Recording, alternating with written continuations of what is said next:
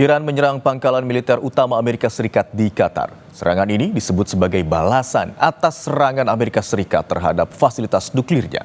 Pasca serangan tersebut, Presiden Amerika Serikat Donald Trump tiba-tiba mengumumkan bahwa Iran dan Israel telah sepakat untuk melakukan gencatan senjata. Apa maksud dibalik semua ini? Kita akan membahasnya lebih lanjut bersama dengan Guru Besar Ilmu Politik dan Keamanan Universitas Padjadjaran, Profesor Muradi. Selamat siang, Prof. Muradi. Selamat siang, Mas Imran. Apa kabar? Sehat, Prof. Alhamdulillah. Prof, yang menjadi pertanyaan sejumlah pihak begitu ya. Kenapa Trump tidak marah ketika pangkalan militer utama Amerika Serikat di Qatar diserang oleh Iran? Trump justru mengklaim Iran dan Israel sepakat untuk melakukan gencatan senjata. Ya, ada 4 nih, Mas. Yang pertama memang ini kan dari awal Trump meminta Emir Qatar untuk kemudian melakukan negosiasi terkait dengan ceasefire ataupun gencatan senjata. Yang kedua, bisa jadi misalnya asumsi banyak pihak bahwa serangan Iran ke Qatar itu atau military base US di Qatar itu adalah bagian dari untuk suffocation, jadi semacam pembalasan supaya tidak terjadi ada perasaan malu ya, karena memang dia dianggap tidak ada perlawanan. Yang ketiga, ini yang saya kira penting buat kita semua. Negara-negara yang kemudian ada di belakang Iran dan Israel itu punya masalah sendiri di dalam negeri, baik Amerika Serikat dengan konteks dalam negerinya, kemudian Rusia sendiri juga. Bahkan China juga kemudian mengalami yang sama. Nah, yang keempat saya kira penting buat kita semua adalah kita berharap bahwa proses ini betul-betul bukan sebagai gimmick belaka ya, tapi memang betul-betul menjadi bagian penting. Karena Karena saya kira respon soft dari Iran bahwa kalau Israel berhenti maka kami berhenti, itu adalah saya kira sinyalemen bahwa memang Iran juga menginginkan gencatan senjata dan juga mungkin mengakhiri perang itu sendiri. Menarik di poin keempat tadi, Prof. Muradi. Ya. Berharap bahwa ini bukan sekedar gimmick belaka begitu ya. Yang terakhir kita ketahui, Iran menegaskan belum ada kesepakatan gencatan senjata dengan Israel. Menurut Anda, apakah gencatan senjata akan benar-benar terjadi? Ya, Israel itu kan good boy-nya US ya.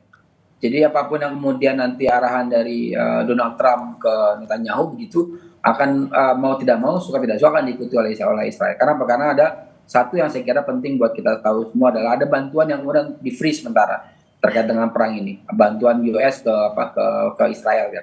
Saya kira itu menjadi salah satu kunci bahwa kalau memang nanti misalnya Israel tidak mengikuti apa yang disarankan ataupun yang disampaikan oleh Donald Trump di awal, maka kemudian akan ada proses di mana Israel akan kemudian berada dalam posisi tidak didukung penuh oleh US. Ini yang saya kira juga jadi penting. Tinggal kontak kok. Saya kira Pak Donald Trump akan kontak Netanyahu untuk berhenti dan selesai sebenarnya. Karena konteks ini yang saya kira penting buat kita semua. Karena ini kan semacam semua terkunci. Israel terkunci dengan konteks dalam negeri juga tidak dalam posisi yang nyaman. US juga terkunci.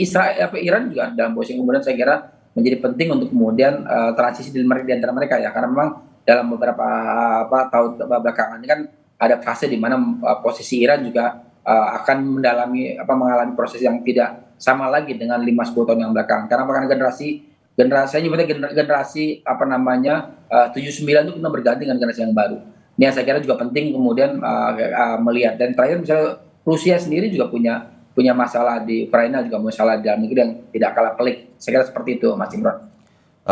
Prof. Muradi, klaim gencatan senjata yang disampaikan oleh Presiden Amerika Serikat Donald Trump tidak lama setelah Iran melakukan serangan ke beberapa basis militer Amerika Serikat di Qatar begitu ya. Apakah Amerika Serikat merasa menjadi pihak yang dirugikan dengan awalnya ya membantu Israel untuk mengebom 3 situs nuklir Iran?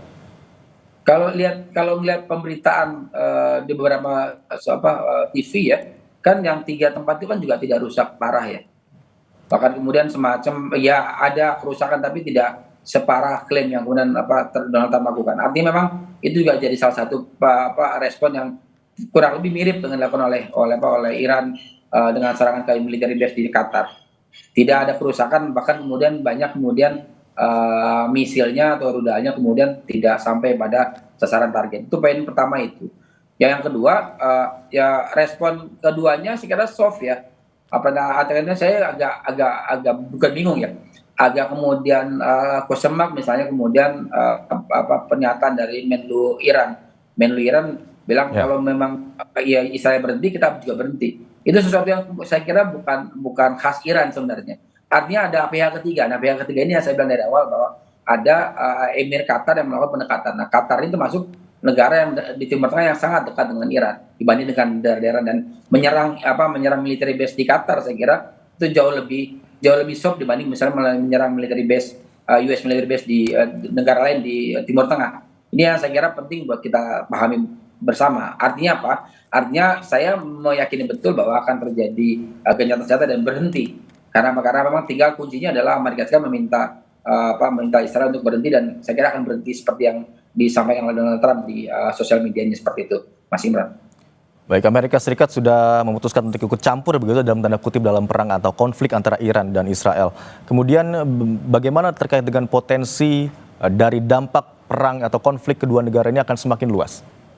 Ya, kalau saya ada dua skenario besar yang sekiranya penting buat kita pahami bersama. Pertama, ini berkaitan soal Amerika Serikat tidak secara penuh. Ada saya nyebutnya setengah proksi ya. Ada langkah yang dilakukan oleh Amerika Serikat tapi tidak sepenuh hati. Ini berbeda sekali karakternya dengan ketika mereka membantu Israel dalam berbagai konflik di Timur Tengah.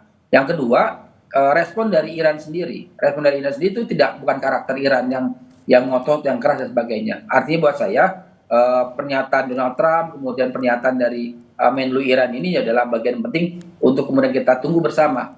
Konflik yang kemudian mereka terjadi akan berhenti dalam mungkin hitungan seperti yang disampaikan Donald Trump. Kenapa? Karena tinggal kuncinya ada di Israel. Israel kemudian berhenti, Iran juga akan berhenti. Artinya apa? Artinya posisi perang kemudian akan tidak terlalu banyak memberikan efek negatif ya. Walaupun sekarang sudah kita rasakan harga minyak sudah jauh melampaui, sudah mendekati angka 70 mungkin 80 US dollar per barel, itu juga agak tertinggi, bahkan prediksi sampai 130 sampai 150 US per barel ya. Itu yang saya kira penting juga untuk kita lihat secara seksama gitu, Mas Imran. Baik, kita harapkan bersama agar konflik antara kedua negara berakhir begitu ya, karena kita ketahui bersama konflik atau perang tidak hanya menimbulkan korban jiwa dan juga kerusakan wilayah, tetapi juga dapat berdampak pada berbagai sektor lainnya. Terima kasih atas waktunya, Prof. Muradi telah bergabung di Kompas siang hari ini. Terima kasih.